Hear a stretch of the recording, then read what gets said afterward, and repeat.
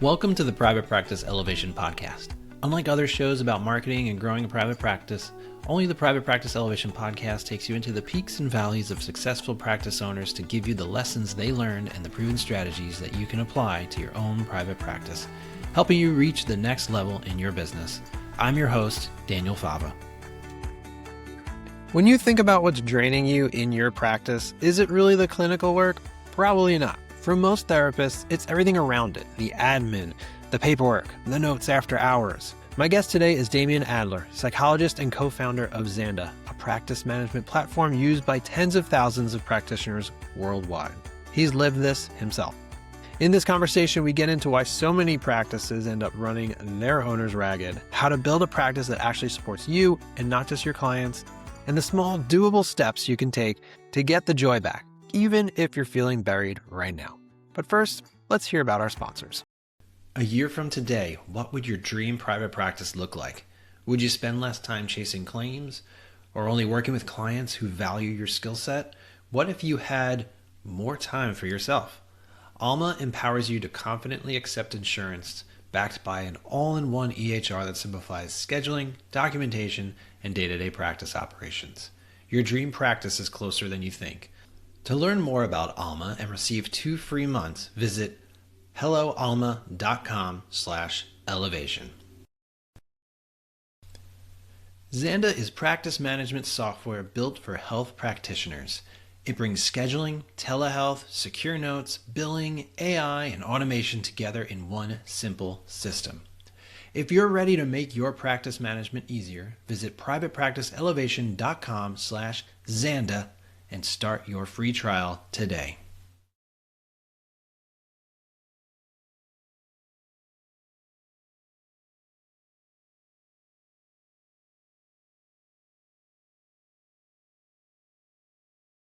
All right, so welcome back to the podcast, Damien Adler. How are you doing? I'm doing great. Yourself? I'm doing great. I'm doing good. As I mentioned before we hit record here, we're heading into our summer months over here in Atlanta. So our kids are winding down at school. So that means half days and camps and all the balancing of life and business, which is fun. But I'm good. It's a good day. How are you doing? No, I'm doing wonderfully. Thank you. Yeah, we're, as you can hear from accent, I'm in Australia. So the other side, we're heading into our winter and also have some decent school holidays coming up, although not quite the same as your summer, of course. But no, everything is going really well. Thank you. Awesome. And so you're joining us again. This is your second time being on the podcast. So, welcome back. I always enjoy when I get to, catch up again with folks who've already been on. And so we will link in the show notes to your previous episode and interview that we did, where I know you shared a lot about your story and how you founded Zanda and kind of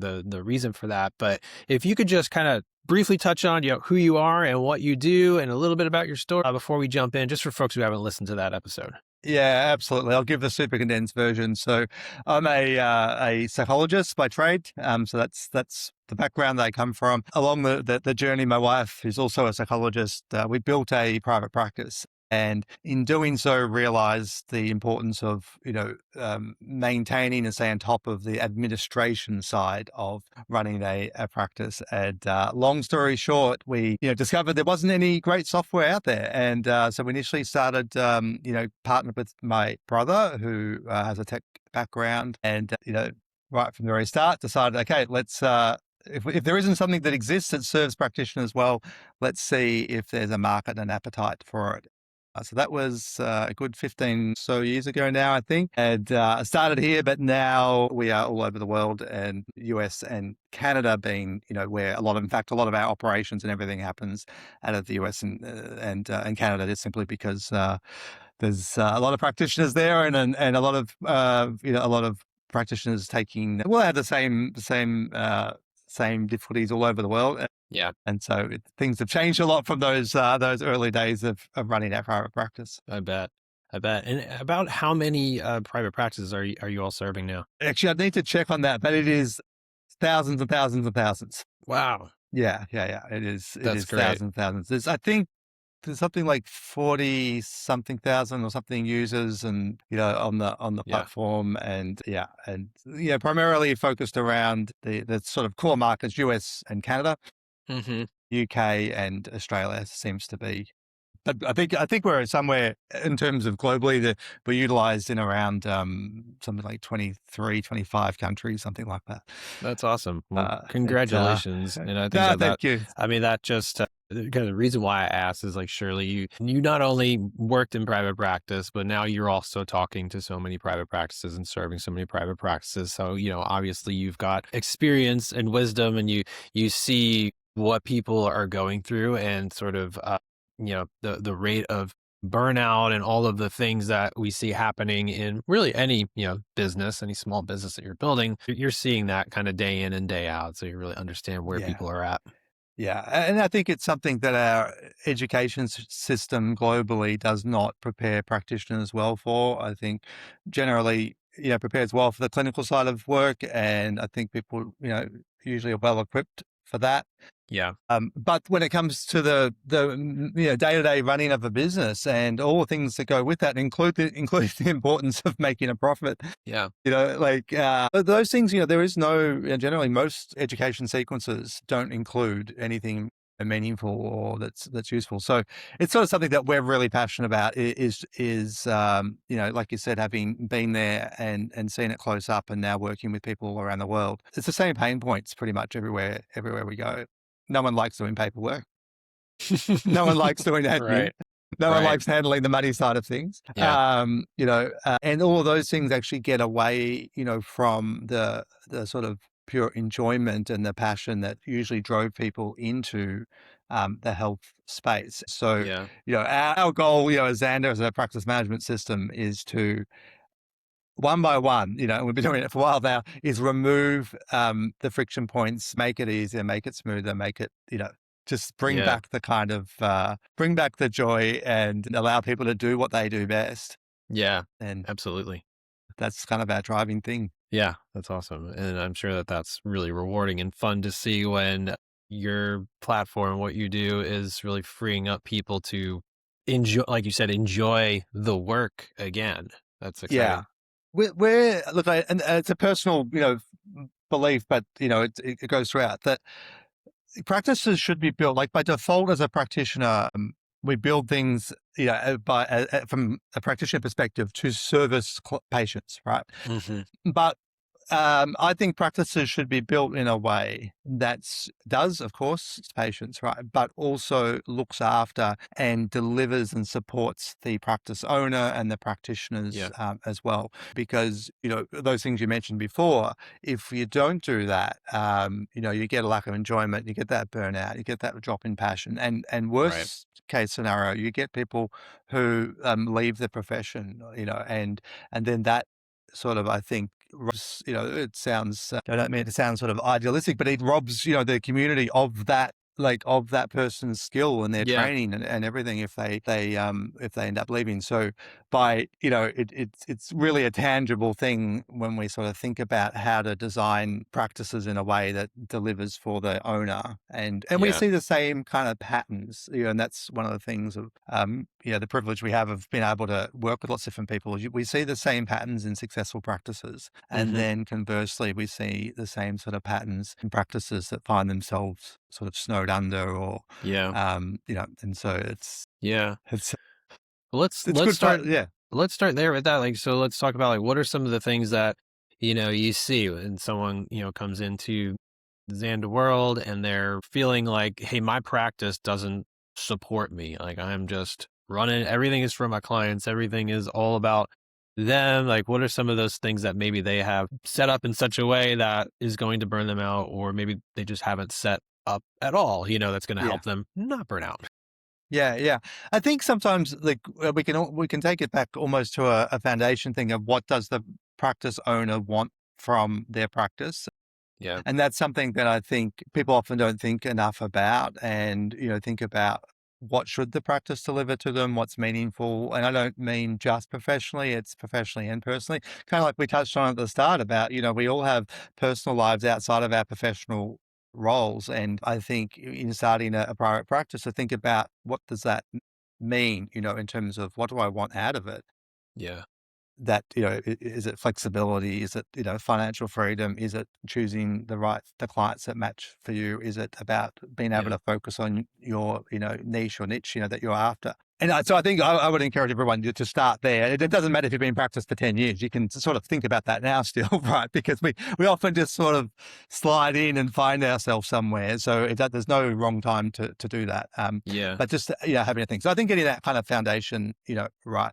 And then the next kind of, I think, thing is about thinking about what success, it relates to that, but what does success sort of look like? And sometimes people can get caught up, I think, on the wrong metrics, right? So people get caught up on, maybe they look at growth in terms of, if they're expanding their practice, they might think about, how many clinicians they have, or, does their website have a long list of people that are part of the practice or that are something, but really it's got to anchor back to what's important to that person. And so I would say the next kind of thing that people, define very well, don't think about, is the values that are important to them in terms of growing that practice and the sort of people they want sort of in that practice.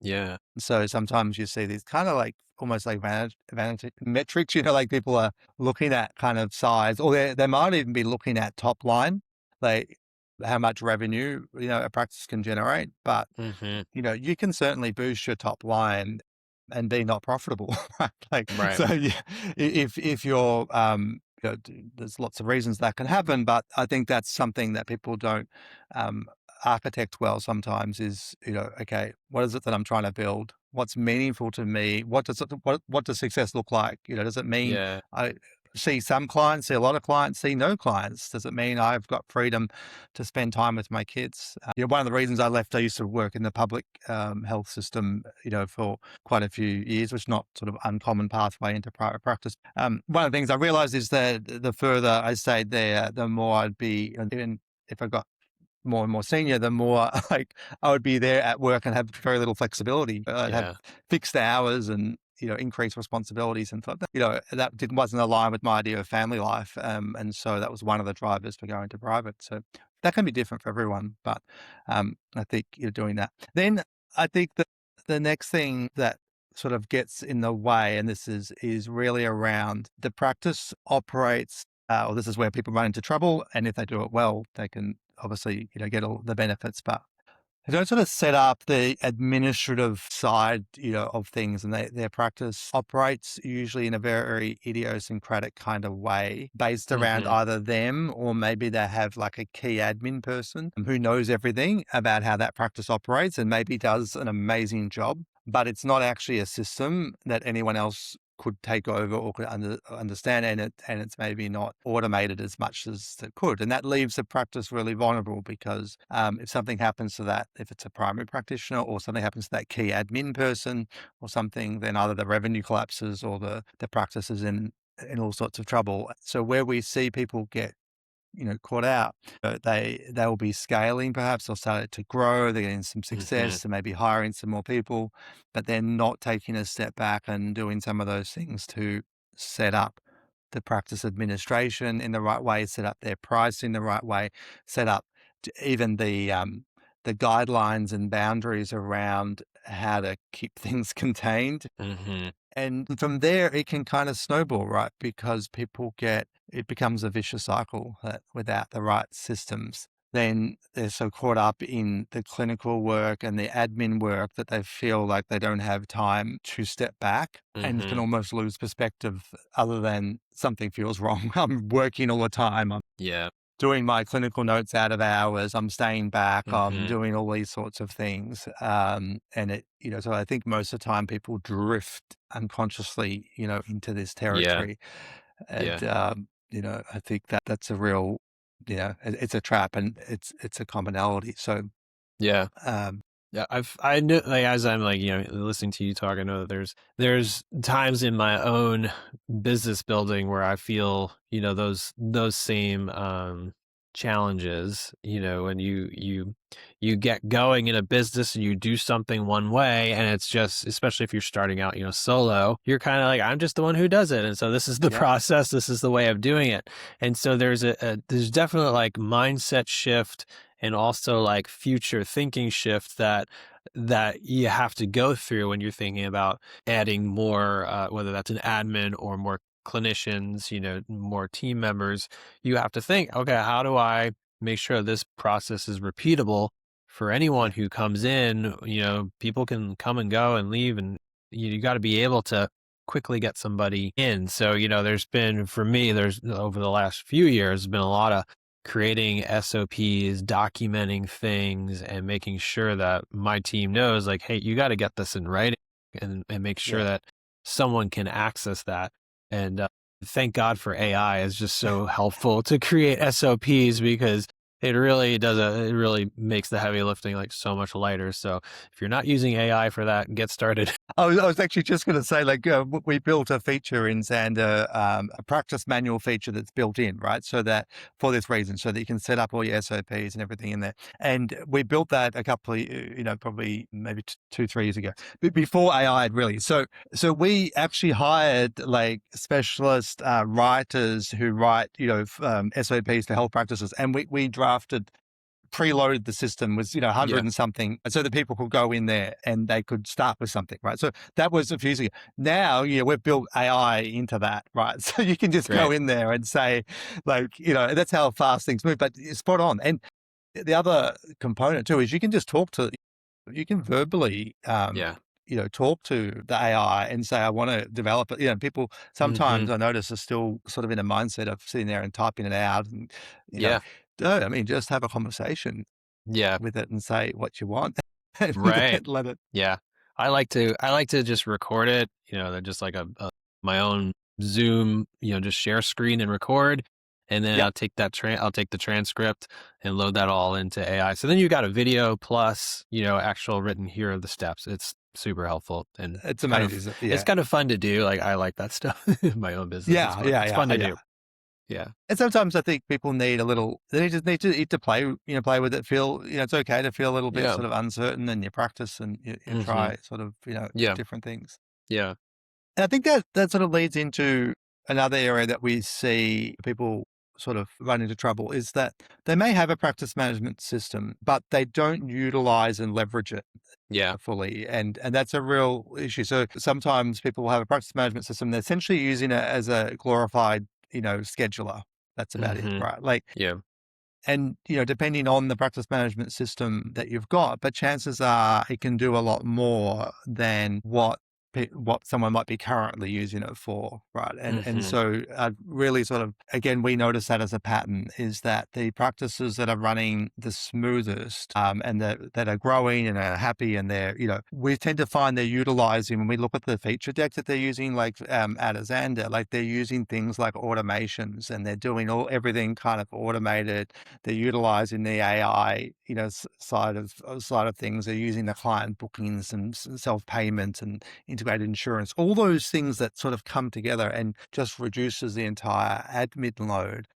Yeah. Whereas I think, people, and they could be using competing systems. Like, it's not even, it's just, even look at the system that you're using and see what it can actually do for you. And Yeah.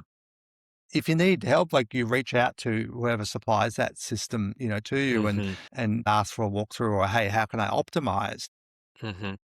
and see what it can do, because then that Yeah. reduces that admin. And if you let it, you like, speaking to AI, if you can have a clinical session, press record, have AI do the transcript, Yeah. and then do the notes in your style. And Hmm. that means now, instead of having that, whatever 15 minutes it might take to write your clinical notes Yeah. per session after, you're Hmm. done. Like, Right. just a small thing like that makes an amazing difference to Yeah. Yeah. That's a how lot people of feel. it's a lot of time saved, Yeah, and you can focus on, because sometimes it's hard to find the time. Like, oh, I know that this system's broken, or I need to write this SOP, but I've got all these notes I need to write. And so exactly. it's got leveraging these tools, I think, Yeah.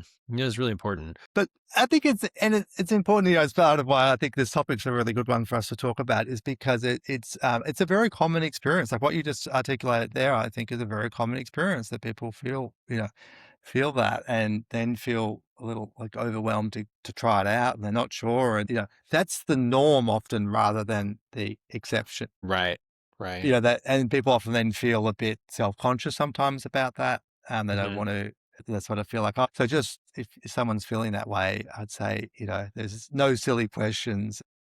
Mm. Learn what you can, and I would say doing it just little bit by little bit. Like if you look at Yeah. your practice and you think, oh, where do I start? Like just find something Yeah. that is taking you extra time, or a task that you're repeating, or even a task you just don't like doing. Just take something off Yeah. your plate you don't like Yeah. doing. Hmm. Automate it if you can, delegate it if it can't be something automated in your systems. Yeah.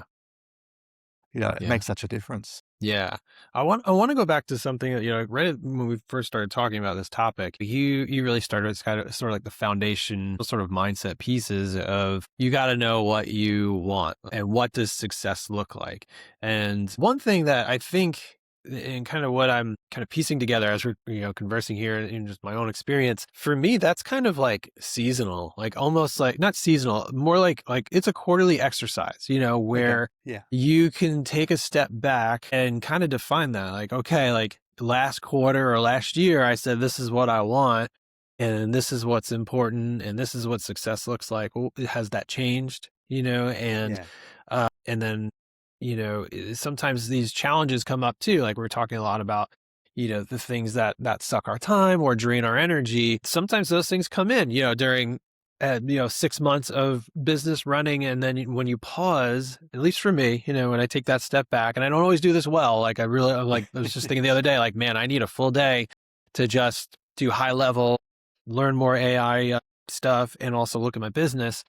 You take that step back and you have to redefine that, because Yeah. life changes. I've got family with two young boys. And so like our seasons change all the time. And sometimes I start to feel like, oh, I've let this kind of run on its own course without intentionality, And so I just Yeah. wanted to kind of make that point, for someone listening who's like, yeah, I do have all this admin stuff, or this doesn't feel fun, that, hit that pause button and try to Yeah. schedule that time with yourself to define these things. Yeah. What does success look like for the next year? And what are some of the processes that I need to create in order to, get me to where I want to be? Just wanted to make Yeah. that point. I think you hit on a key thing there too, about you just said set some time, right? I'm just going to really Yeah. emphasize, right? Because what you were just saying, like, is I think wonderful advice, and where it will fall down is that if people don't actually set the time to do it, because Yeah. like Right. it just keeps rolling over. So you set it for as soon as you can, but then go into your calendar and schedule that for in a quarter, and the quarter after that, and the quarter Right. after that, and block it Yeah. out, because then that time's preserved. Your patients won't get all filled up. You'll actually, that's there. Yeah. And when people do that, it really closes the gap between that's a good idea to actually people Yeah. doing it. And Hmm. but it is a different mindset. Another thing too, just briefly, I'll add to that, was I think sometimes if you have a married, you have a partner, or you have close friends, sometimes actually asking, bouncing off them too, right? Because they'll pick up on what things, like when you seem stressed, like what's Mm. working, what's Yeah. not, like finding out whether the schedule that you're running like actually works for them, Yeah. because that can also be the thing, you're getting caught up in the business side of things. And so checking in, that can also then be an important input in terms of designing your Yeah. practice to go, okay, well, like if I'm working flat out, like maybe that's great financially, maybe it isn't, who knows, depending, Yeah. but is that working for those, for my partner or whatever as well? And, Yeah. and kids. So, uh, Yeah, that's good to bounce that off of them, get that feedback, because you can, again, like without intentionality, you can just keep running the machine and keep going. And like, right. the payoff, there, Yeah. Yeah. the Totally. drawback, the impact to your relationships. Yeah, yeah, totally. And you're only, like we started on at the start, like, you're only good to your patients. You're only able to provide service if you yourself, Yeah, like absolutely. it's that old analogy that you hear, but it's so good, as like the airplane, you put your Yeah. own oxygen mask on first. Yeah. Okay, that type of thinking. That's, I know it's a Hmm. cliche, but it's true, right? I think Yeah, it's so true. yeah, we Yeah. need to do that, and build with intentionality, as you say. Yeah. Build a practice that supports you, and then it's become sustainable and Hmm. enjoyable. Yeah. Yeah. Well, as we, kind of wrap up our conversation here, Damien, I guess my last question for you is, if someone is, listening and they're feeling like, yeah, my business, my practice really is not supporting me right now. It's kind of running ragged. Like, what are some sort of words of encouragement or just, mindset shifts that they can make to kind of get Yeah. out of that and bring that joy back into what they do? Yeah, I think first of all, it's just that normalization that, hey, you're not alone, right? This is Yeah. a very common thing. And often it says very good things about you. It says that you're focused on your patients, you're focused on everyone else, and you need to, focus on you a little bit, and that's okay. So that would be my Yeah. first sort of like, take home. The second, I think, is, you start a list, I like lists, but, start a list of all the things that are kind of, that are bugging you or you think you could improve or that you're not, enjoying. Don't be overwhelmed by the length of that list. Just get it out there, like get it written down somewhere. Yeah. Doesn't matter. Old school notebook is fine. Like doesn't matter. Whatever does it for you. And then start breaking it down. So because people can get overwhelmed, and that's again normal. Just so break it down, and just start with things that are either easy to do initially or things that are going to have the most impact or that you feel you can do. Yeah. And then I think finally, sort of, schedule some time, get into the routine of scheduling time of that, working on your business rather than in it. So you can bit by bit chip away at those things, but just starting small and doing what is, what is doable. And then it's amazing how that will compound. Yeah, And before absolutely. you know it, you'll be feeling a lot better and more in control and Yeah. making sure you're getting the life that you wanted out of, hmm out of your practice. Awesome. Well, thank you for that, Damien, and thank you so much for your time and being back on the show here. Where do you want to send people to learn a little bit more about you and the great work that Zanda's doing? Yeah, so if you go to Zanda Health, Zanda health.com, you'll be able to find us there and you can learn more about our backstory and learn more about, if you're interested in Zanda, you can, start a free trial or you can talk to our team or whatever we can do to help, let us know. And our team are very friendly and they don't talk tech speak, they talk every day. That's good. So we hire very specifically for people that understand practices and are not going to bamboozle with technical stuff. So Great. they're there for you. Awesome. Awesome. Well, we'll put all that Wonderful. stuff in the show notes. People can find you all. Thank you so much for your time, Damien. And for folks who are listening, if you need help with your online presence, leveling up your website, being found in SEO, and now, of course, AI, Private Practice Elevation would love to help you. So you can head over to privatepracticeelevation.com/kickoff and schedule a 15-minute call. Thanks so much for listening and go elevate your practice. Running a private practice can feel like a juggling act. You're the clinician, the scheduler, the biller, and even the IT department. Zanda makes it all easier. Zanda is practice management software built for health practitioners. It brings scheduling, telehealth, secure client notes, billing, AI, and payments into one easy-to-use system. Clients can book appointments online, receive automated reminders, and access a secure client portal while you manage everything from one dashboard. That means fewer administrative headaches and a smoother experience for everyone. If you're ready to spend less time on admin and more time with clients, visit privatepracticeelevation.com/Zanda to start your free trial. I'd like to thank Alma for sponsoring this episode of the Private Practice Elevation podcast. A year from today, what would your dream private practice look like? Would you spend less time chasing claims or only working with clients who value your skill set?